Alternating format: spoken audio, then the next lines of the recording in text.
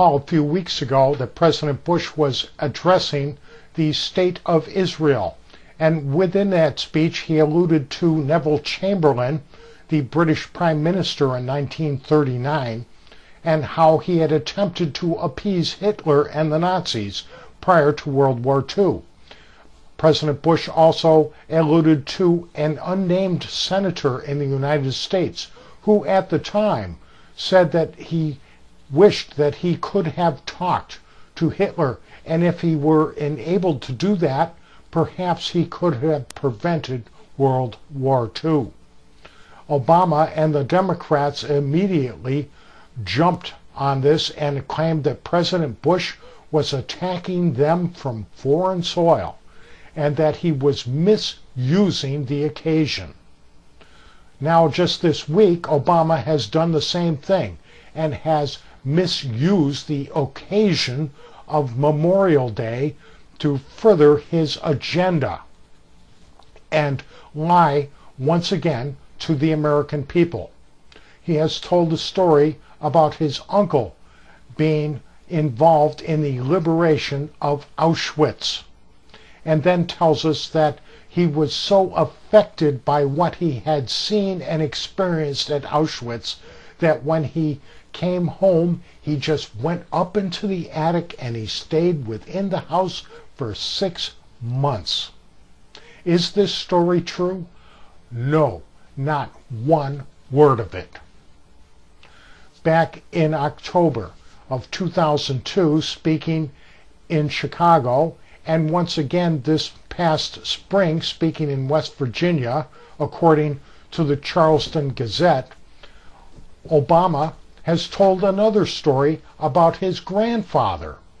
And this story, he says that his grandfather enlisted in the Army the day after Pearl Harbor was bombed, that he served with General Patton, that he saw the dead and dying in the fields all across Europe, and that he heard stories from his fellow troops who had first entered Auschwitz and Treblinka.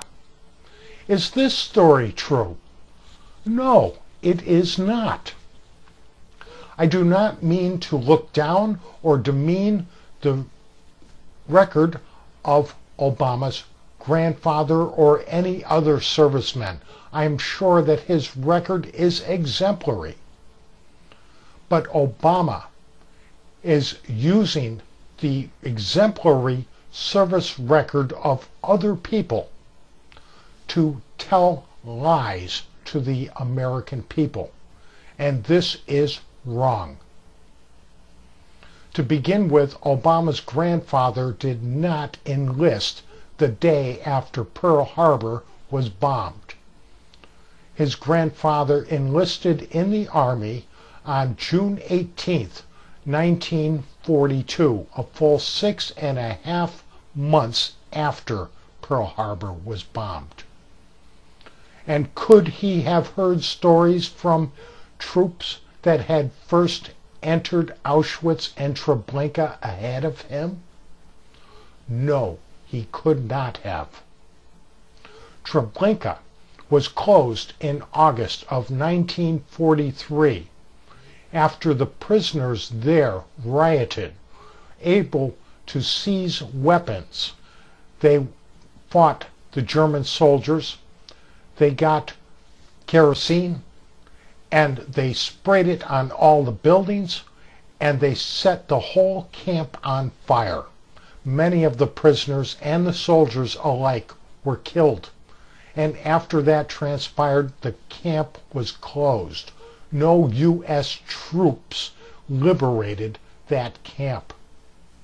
Auschwitz, as I'm sure you're aware of by now, was liberated by the Soviet Army on January 27, 1945. Once again, U.S. forces had nothing to do with the liberation of Auschwitz. Now, the Obama camp has come out and stated through their spokesman Bill Burton that his great uncle was a member of the 89th Infantry Division. Well, is this true? No, it is not. Obama, to begin with, did not have an uncle. Obama's mother, Stanley Ann Dunham, was her name. She was named after her father. She had no brothers or sisters.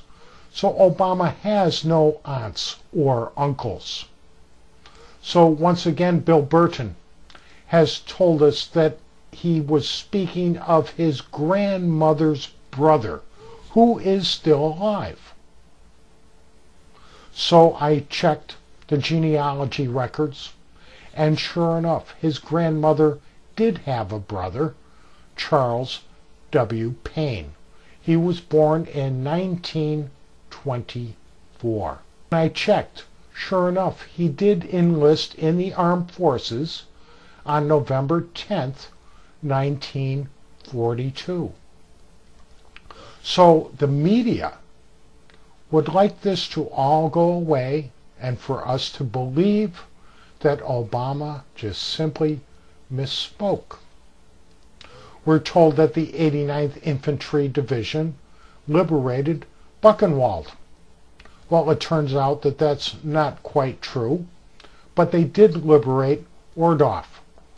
And even the Holocaust Museum tells us that the first concentration camp liberated by U.S. troops was Aughrduf. So this is the camp that Bill Burton would have us believe Obama's uncle liberated.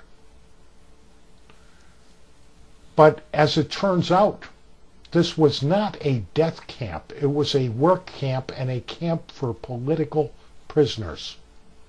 They did not have a crematory furnaces there as they did at Auschwitz. And as it turns out, Obama's great uncle could not have been involved with this, could not have been attached to the 89th Infantry Division, and was not involved in the liberation of any camp.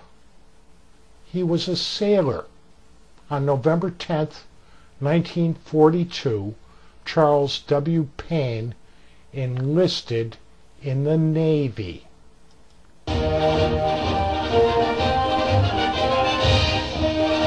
Thanks for listening.